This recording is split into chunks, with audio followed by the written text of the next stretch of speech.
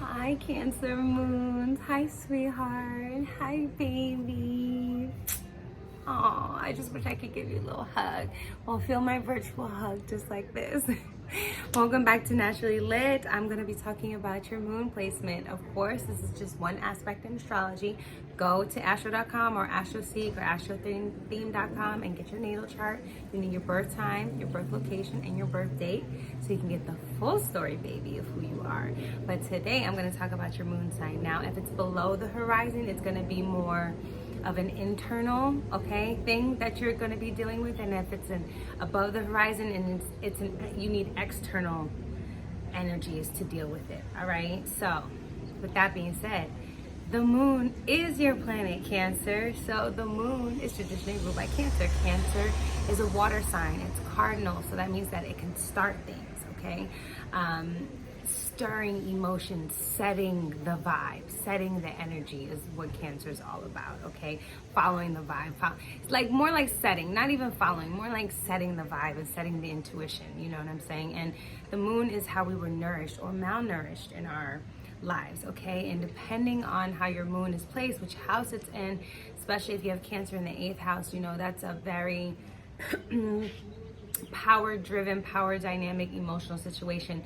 Regardless of wherever your moon is in Cancer, your mother played a huge, massive, heavy impact in your life and still does to this day. That is the person that you try to have a life like or try to have a life nothing like, okay? This person inspired and impacted you heavily because this is the moon. The moon is at home with Cancer, okay? It's either overnourished, like your mother could have been so overprotective of you, okay? Wouldn't let you go anywhere, so many curfews, you know what I'm saying? Kind of just put a wall up between you and real life because she felt like she was the only source of your nourishment, okay? And that's somehow how you feel, like you're battling in this lifetime with a type of psychological independence, okay? You feel like the umbilical cord has never really been cut, all right? Moon in Cancer gives you kind of wanting to start a family early. There's urges of wanting to have some type of family environment early. Your home is very, very important to you, okay? You're very sensitive. You're very intuitive. You can feel, especially when it comes to family traumas, you can sense that in people. You can really see what that is because you've definitely had to absorb a lot of emotion in the home, you know, or from your mother. There was a lot of emotion, whether she said it or didn't say it, that you absorbed and now that you walk around in the world with. And Cancer moons need to be nourished. They need to be, in a sense, mothered. They need to be made feel, they need to feel like they're safe and they're protected. Cancers are hard on the outside, okay? That shell on the outside, okay, boom, boom, boom. But that shell on the outside, literally, they could be in deep, deep, deep oceans. But on the inside, they're still squishy. They're still soft.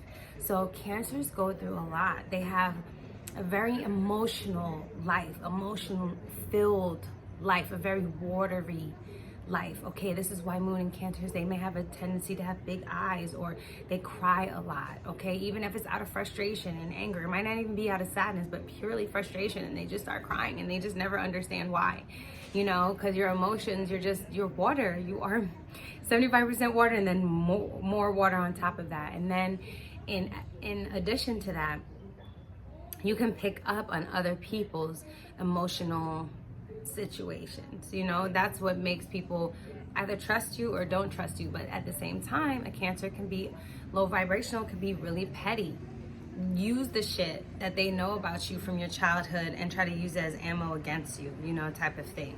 Bring up old shit. Definitely Cancers are hoarders of nostalgia. Like, they're nostalgic type of people.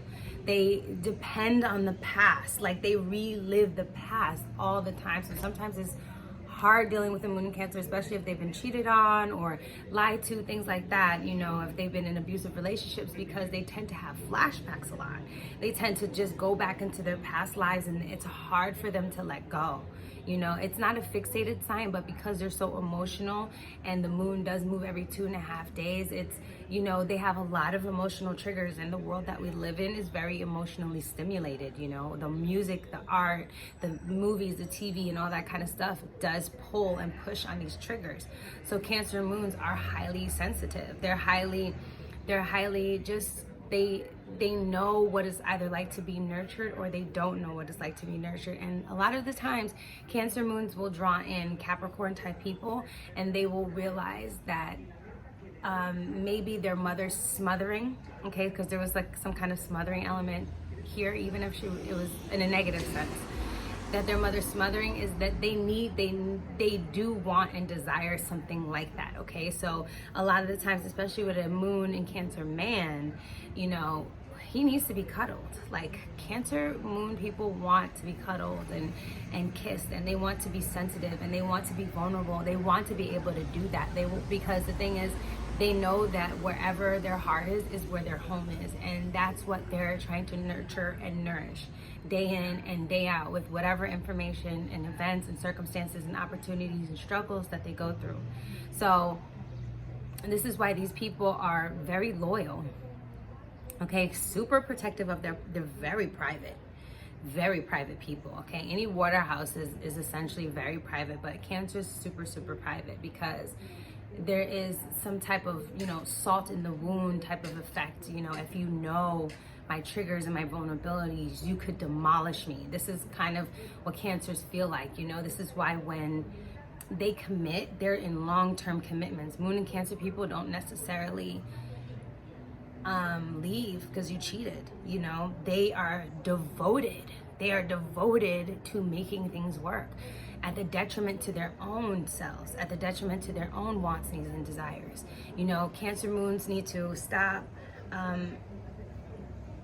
being the emotional doormat for their friends, their family, and just, because the thing is, y'all absorb so much already. You already absorb so much, and you don't even realize that people come and they kind of just dump stuff on you.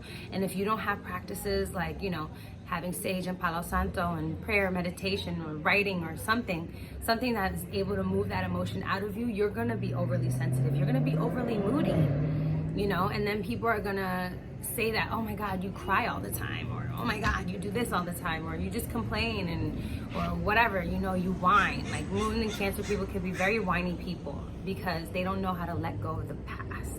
Like, the past defines a lot of their future. So it's really good for Moon and Cancers to keep recreating their past, and to just let yesterday be their past, you know what I'm saying? So they can build a better future. They don't have to keep worrying about what happened when they were 5. What happened when you were 5 is information enough to get you moving to the next thing.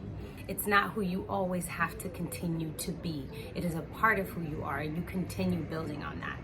Okay, Cancer moon, very sensitive people. They need to like be around water a lot. They need to live near bodies of water. They need to take, you know, loads of hot or cold baths, you know what I'm saying, to like immerse themselves in water. So if you ever feel overwhelmed, you can definitely do that. Yeah, so that's my take on Moon and Cancer. Let me know what you guys think, and I will talk to you later. Bye.